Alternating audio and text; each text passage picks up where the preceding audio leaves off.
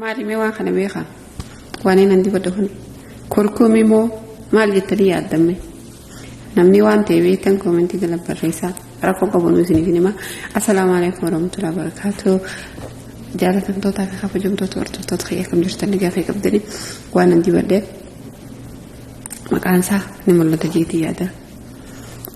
Oolaayinaan hin xalabadde garuu isin farmaasii dheedhanii illee bitachuu ni dandeessanii suuraa tana kaasattanii jechuudha.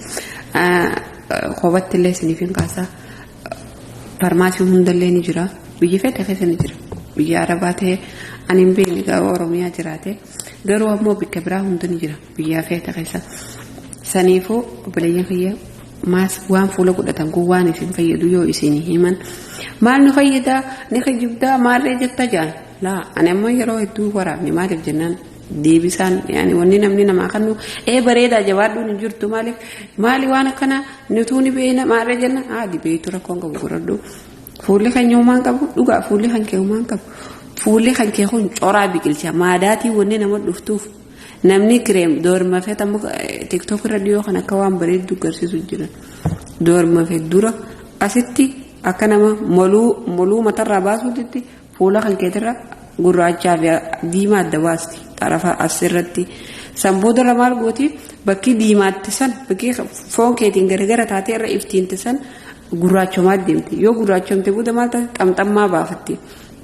Tamtammaan sanboodara maadaati san sittaati maadaati sirraan baane saniif jecha keessattuu namni umrii isaa yoo waggaa 20 ol caalee quncee baasa fuulli namaa kun osoo ijoollummaatu osoo qabdu bas kan eegee umrii kee ol deemee kana coraan qunceen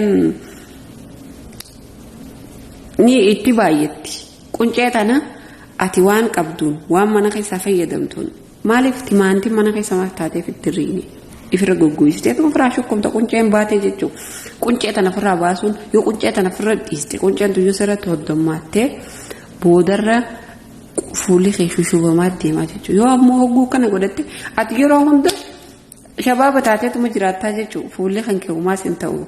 Ati akkas godhatta anaan hin jiinaa garuu baay'ee saniif jecha hundumaafuu fayyadama. Waan namni isin garsiisu maali jettanii hin tuffatina. Baradda rakkoon qabu.